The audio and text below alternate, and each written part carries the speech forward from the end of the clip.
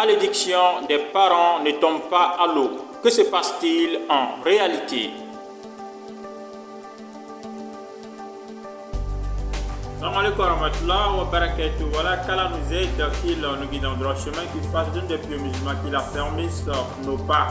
Et voilà, chers frères et sœurs, en islam, une sœur me posait cette question, c'est-à-dire une séidate, qu'elle écoutait un prêche. Il a dit dans ce prêche-là que la malédiction des parents ne tombe pas. Voilà, quand je dis ça ne tombe pas, c'est pour dire que si ton parent, ton papa ou ta maman pardon, te maudit, et cette malédiction-là ne rate pas. Et elle pose la question de savoir et si la cause pour laquelle j'ai été maudite, et si je ne le mérite pas, c'est-à-dire je n'ai rien fait et puis on me maudit comme ça. Voilà que donc comment cela doit se passer.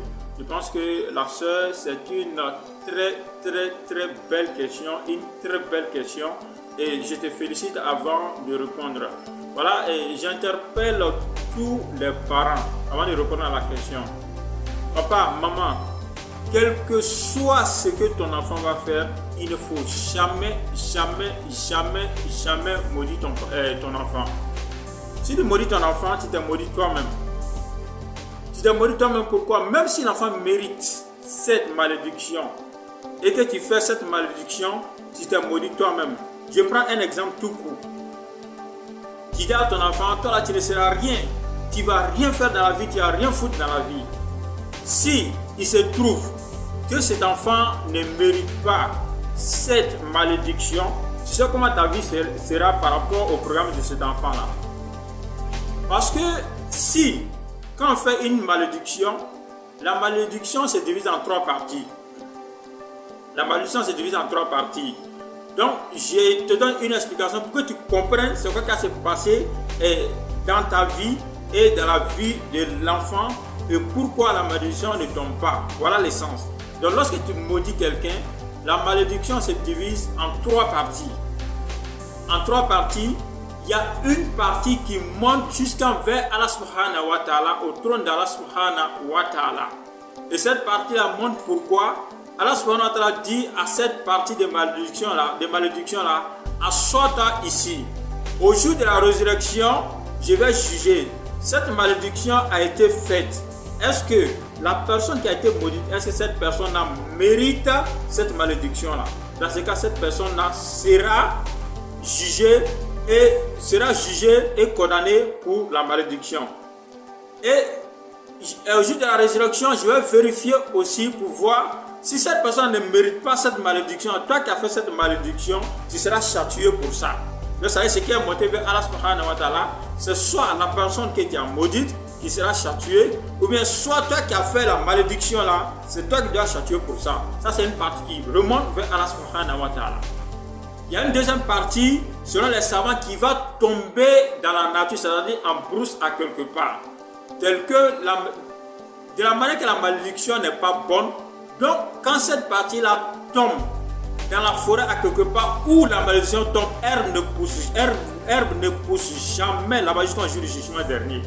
Où la malédiction tombe, la place où ça tombe, il n'y a pas herbe qui va pousser, il n'y a pas un arbre qui va pousser, il n'y a pas quelque chose qui va pousser là-bas jusqu'au jour du jugement dernier. Maintenant, troisième partie, ça balance maintenant entre l'enfant et le parent qui a fait la malédiction.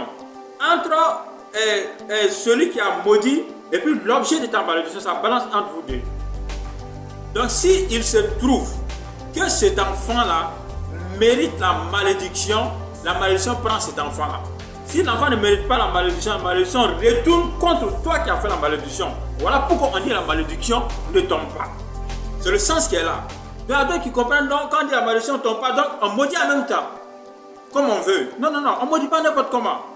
Donc dans ces cas où toi tu as fait la malédiction, si l'enfant mérite la malédiction, ça va agir l'enfant dans sa vie. C'est-à-dire qu'il ne sert à rien, tout ce qui va acheter, il ne va pas avoir. Mais dis-toi aussi, s'il n'a pas eu, toi aussi tu n'as pas avoir. Si tu as maudit l'enfant, l'enfant devient un fautif dans la vie. Seulement en prison, on vient derrière qui? On vient derrière toi, papa, on vient derrière toi, maman. S'il est mauvais, on dirait c'est enfant de qui? C'est enfant de telle personne.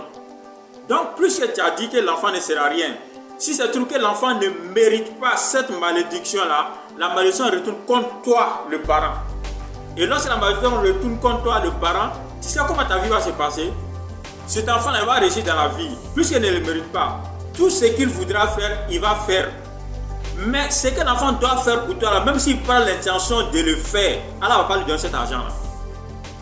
Il prend par exemple, l'enfant met dans sa tête, il va acheter par exemple un bazin pour ma maman ou bien pour mon papa.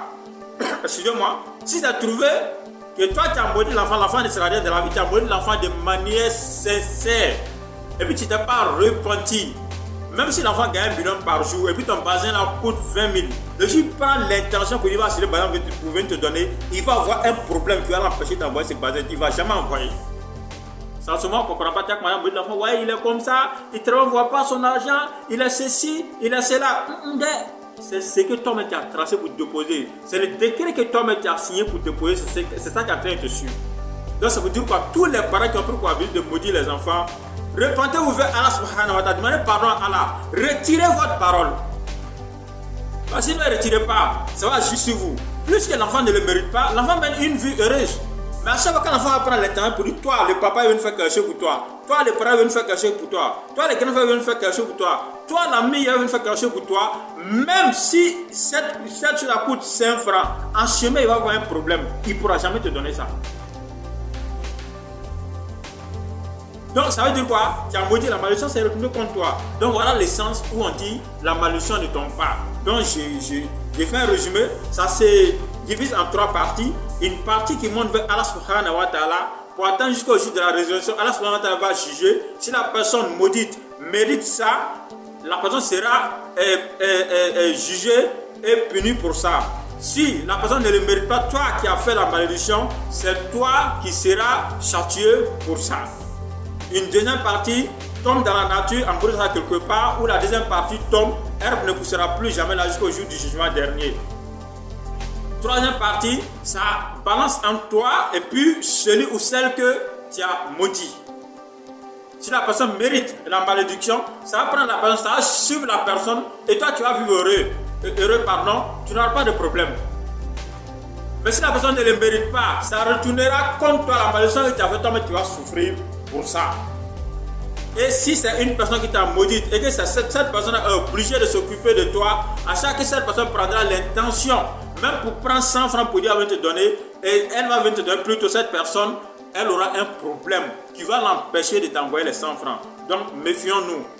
Arrêtons de maudire nos enfants, arrêtons de maudire nos entourages. Donc vraiment qu'Allah nous aide, qu'il nous guide dans le droit chemin, qu'il fasse de nous des pieds musulmans, qu'il a fermé sur nos pas. Voilà, salam alaikum wa rahmatullah wa barakatuh. Tiara Vision Plus, Tias, la voix des sans voix.